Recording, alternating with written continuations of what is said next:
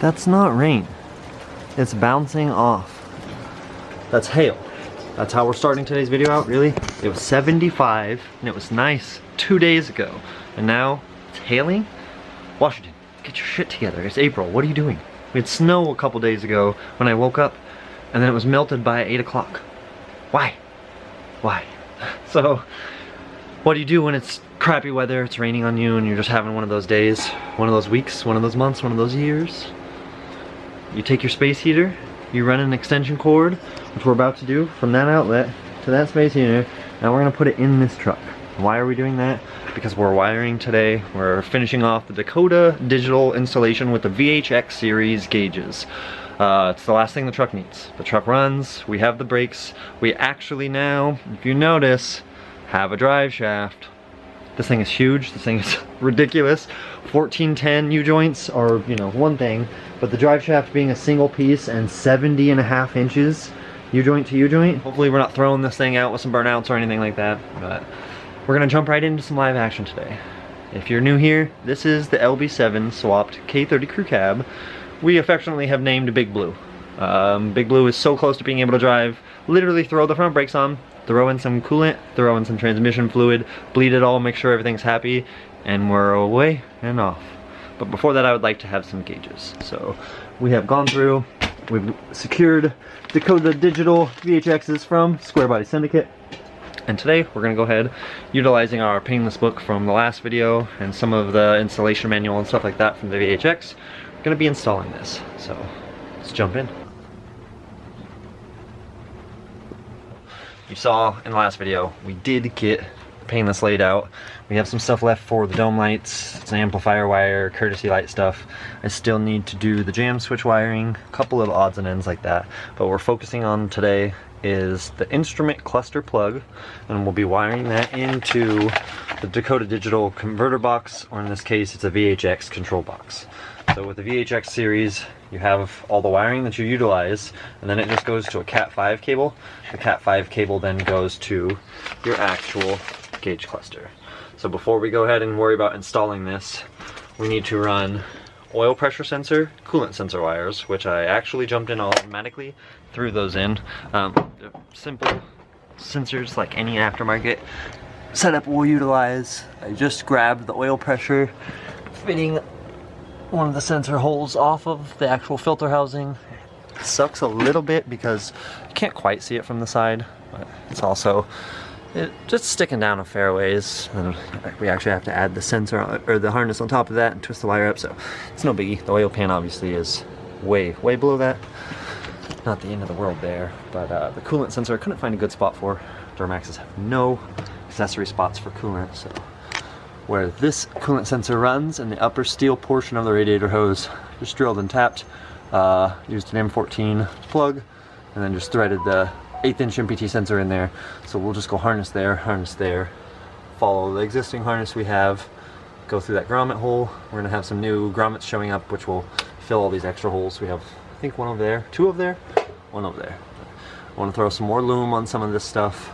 Still need to do the brake pressure switch and then just hide this relay wire for now, because I don't think we'll be utilizing it for anything. We'd go ahead and get like the plug for the wiper motor or the wiper washer, and a bunch of just little stuff. And then we still need to connect all this. Like I said, this is wait to start, speedo, check engine light. So we'll be using some of this for the cluster, and then the rest is on the inside. Instead of just talking, let's do our usual real crappy B-roll, real crappy time lapses. Just get this knocked out. I'm excited to get the gauges in, be able to see what we're, you know, sensor-wise, what we're looking at. Yes, we have the edge monitor on the windshield, but this is, I don't know, this is just something for me. Yeah, I want to have the new fancy gauges, but before, with my gauge cluster, I had no working gauges. My speedo worked half the time, oil pressure didn't work, coolant didn't work, volts didn't work, so I had to have the traditional little 3, you know, O'Reilly's gauges underneath there, the Equus or whatever those are, and so I'm happy to ditch those and have a working gauge cluster again. Plus it be all backlight LED and all that fancy goodness just makes me so much happier. We're one step closer, so let's take that step. Let's jump in, average Joe build style. Crap. That looks kinda good.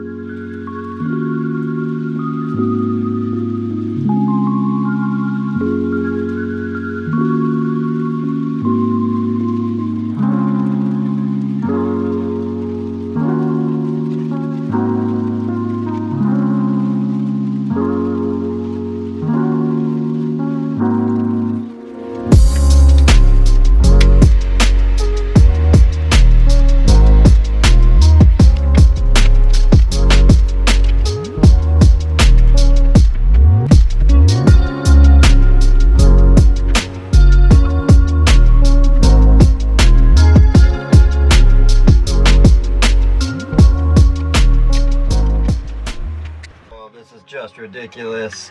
I'm now just hiding in here because it's that cold outside, it's hailing, and it's just raining. Let me pause my Puddin's Fab Shop because I don't want to miss any of his updates. I love his channel. Yeah, it's actually not hard. It's really, really not hard. Technically, you wouldn't even need to cut your instrument plug off.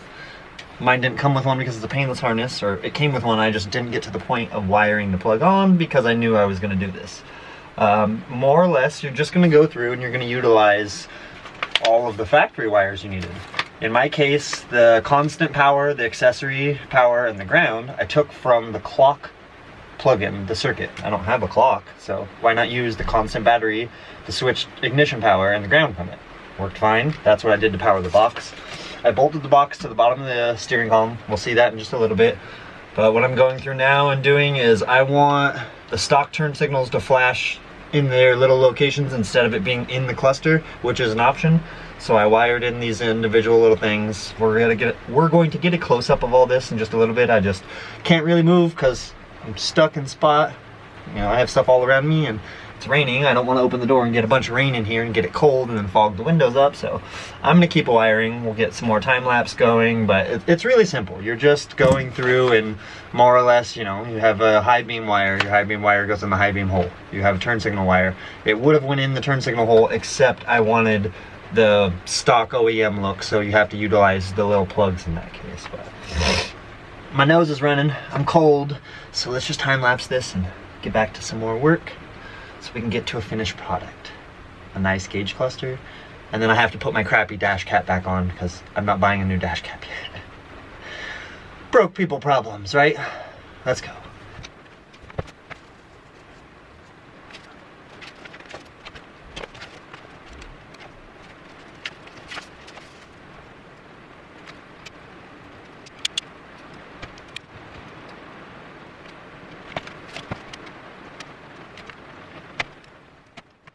Course, in and out 50 times, and now we're starting to slowly fog the windows up, and it's really cold.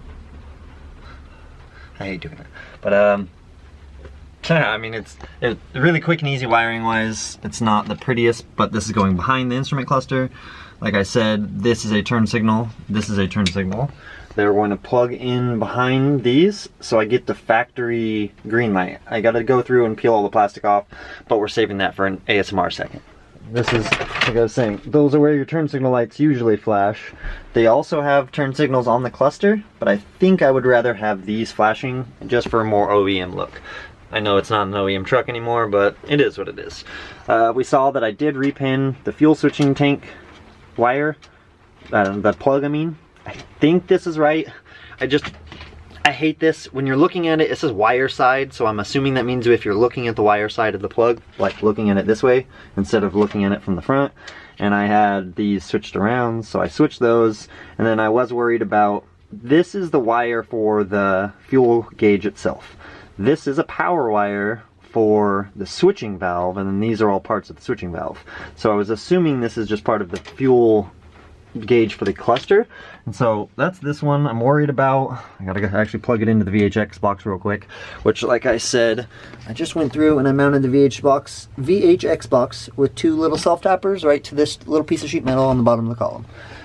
The factory little blue panel, dig this out, and before we continue, that's my next step real fast. I gotta get all this extra wire I used out, and then all of this stuff. I need to clean all this out. I made a mess. I make a mess always, but this guy still, once we have everything shoved back in there, fits over perfectly, doesn't touch anything. Throw some screws in there. But obviously, before any of that, I need to put the cluster in, I need to test it, make sure everything works. I can't move. I got wires, I got butt connect, I got heat shrink, I got everything everywhere around me. So I need to move all this, clean it up real fast. Then we can actually start to put the cluster in and then test the cluster out. See, you know, what works, what doesn't, what's gonna make me cry. Rambletron. There's a bunch of little stuff that gets left, like this is all stereo stuff, obviously. So I have it come out of there. Keep saying this is dome light, courtesy light, seatbelt activation. The blue one is for an amp, so that will go under the carpet. No, I have half the carpet in right now. I need to get out there, and I need to clean the other part of the carpet and then the mat, put all that back in, put my seat back in before we can go for our first drive. But it is nice to sit here and go brum, brum, brum, and make truck noises. Now I'm really rambling. Let's get some work done.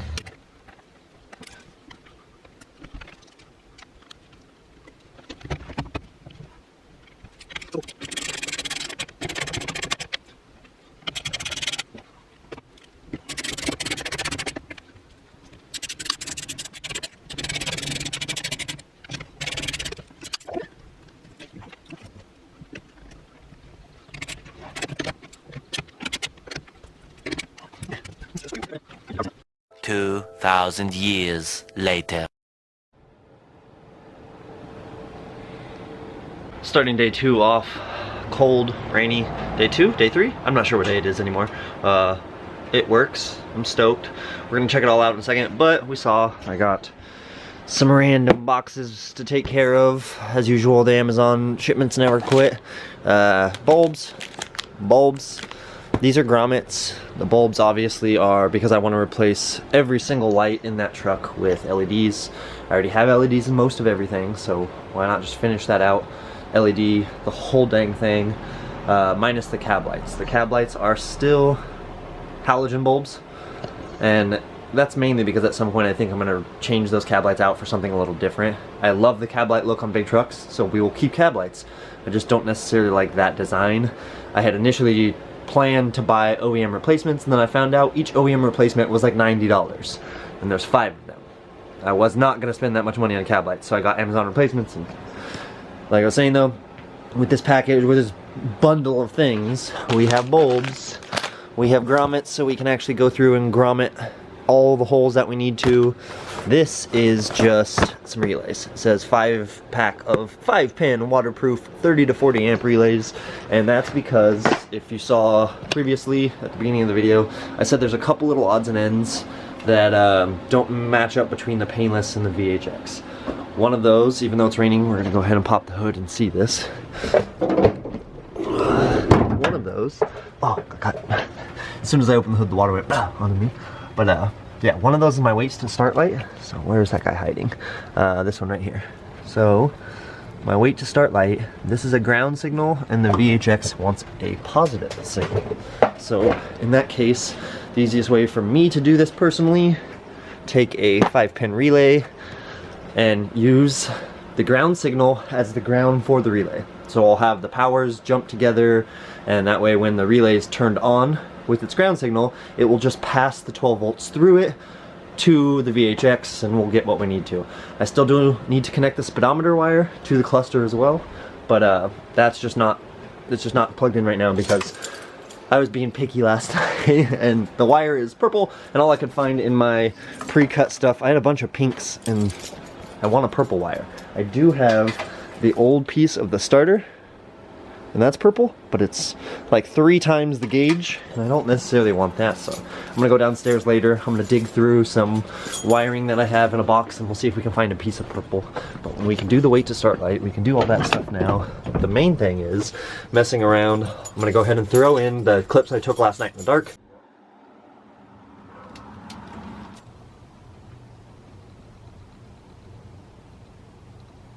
We're not going to be able to see because it's terribly dark, but I kept popping a fuse on the fuel pump circuit, even though I don't have a fuel pump wired.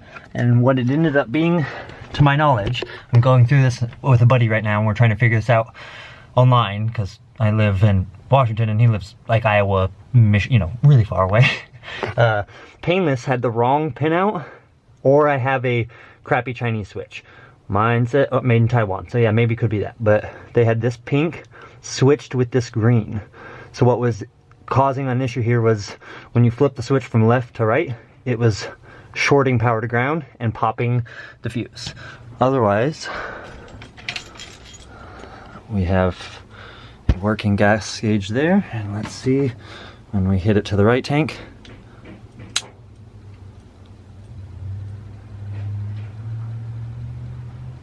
I think that's working, I can't tell.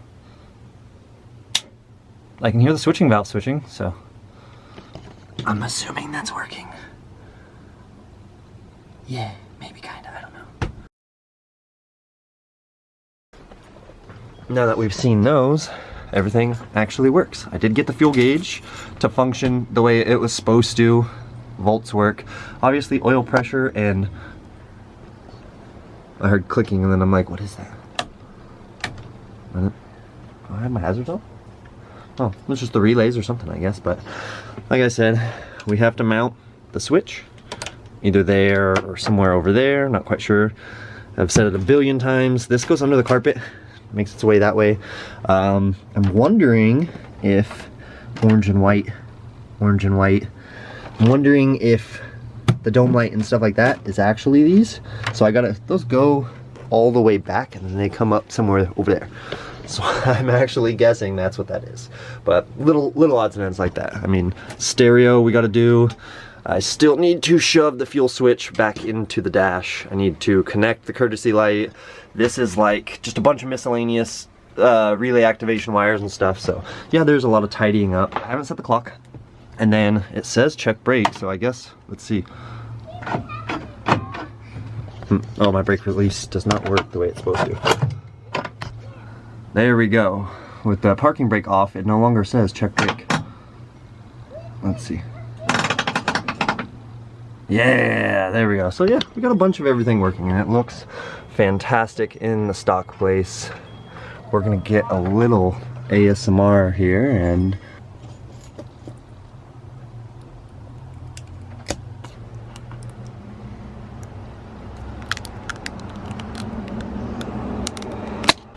okay, now that the camera decided to shut off randomly in the middle of my clip, like I was saying, I don't know about you guys, but for me, it's a bunch of the little stuff. I love the fact the gauges are where I wanted it to be. I'm gonna have LED lights, but there's some things that I kind of hid and didn't want to tell anybody. They were mistakes. So passenger side, we did throw all new seals in here.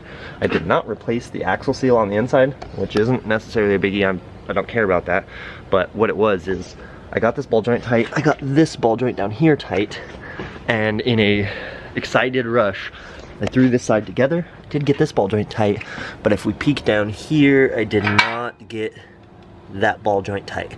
I threw the axle in too fast, and then I couldn't get a socket on that ball joint. The downside is, unless you have the right tools, when you take this vacuum seal out that's in here, you destroy it. I just set a flathead screwdriver to the back of it and beat the thing out of place. So yeah, I have to take that side back apart before we can put the brakes back on, which was gonna be I have to wait till Friday for the seal, etc. Amazon coming in clutch with that Amazon Prime, never letting you know when you're supposed to get stuff actually. It said Friday, and what do you know? I got the new, this is the actual seal, and this is where I was saying you end up beating the back of it to get the seal out. But I got a axle seal actually, an O-ring for the hub, a new vacuum seal, and last time I spent 50 bucks, they only sent me one side. This time, they sent me both sides. So if we ever have another issue, we can do that side. That being said, one of the last things is literally assemble the front end, nut and bolt check everything, and then drive it. Before that though, before we jump all ahead and, you know, start driving it, yeah, nut and bolt check every single thing, but also I'm gonna wait a little bit. I don't want the first drive to be on a shitty day like this. And I know what you're thinking. You're like, you live in Washington. Every day is a shitty day. Checking my weather app, it actually has a little bit of a clear break tomorrow and then Sunday. So, I mean, in the next 2-3 days, yeah, we possibly could get a chance to drive it. I'm gonna try to shoot for, Sunday, of course, is my son's birthday, I'm realizing now. That's the 20th. Crap. Son is more important than truck, but content, we'll figure this out. But what I'm saying here instead of this Rambletron is, we're not immediately jumping into the next drive, or the next video being the first drive. I want it to be the first drive, but I'm also not rushing myself in any sort of means. With little stuff bothering me, like this marker light being broken, I did actually get some new marker lights on the way, and they are amazing quality from Eagle Eye. I've read all good reviews and they look so much better. Yeah, I'm stoked about that. The one downside is I can see light through the top, so I might seal that, but they have a drain hole on the bottom specifically for water to come out of, so I'm not sure. The fitment looks great. All the reviews were fantastic, so I'm not mad. I need to put the grill back in. I don't know if I want to make a custom grill before we put the grill back in or anything, but I know that cracked marker light and that broken marker light piss me off. I still need to throw the wires to the horns, but I actually mounted the horns, which roughly, I think I should have enough space for my AC lines still to come out of here and enough space to get an AC condenser behind there. I am 100% rambling now, and with that, if you like what you saw, leave me a comment down below. Let me know how you guys are feeling on this, and if you're as excited as I am to drive Big Blue. I know I keep telling myself, the first drive is just going to be a nice drive, cruise, try and get some drone shots, no burnouts, and I lie to myself frequently because that thing is going to roast those 35s off the back of it, and then the 38s off the back of it, and then we're going to damn 40s because I miss 40s so much. Now we're back into a ramble, so like I said, if you like what you saw, leave me a comment, hit the like button, subscription button down below if you haven't already, and with that, we're out of here. Enjoy your weekend, boys and girls. Average Joe builds.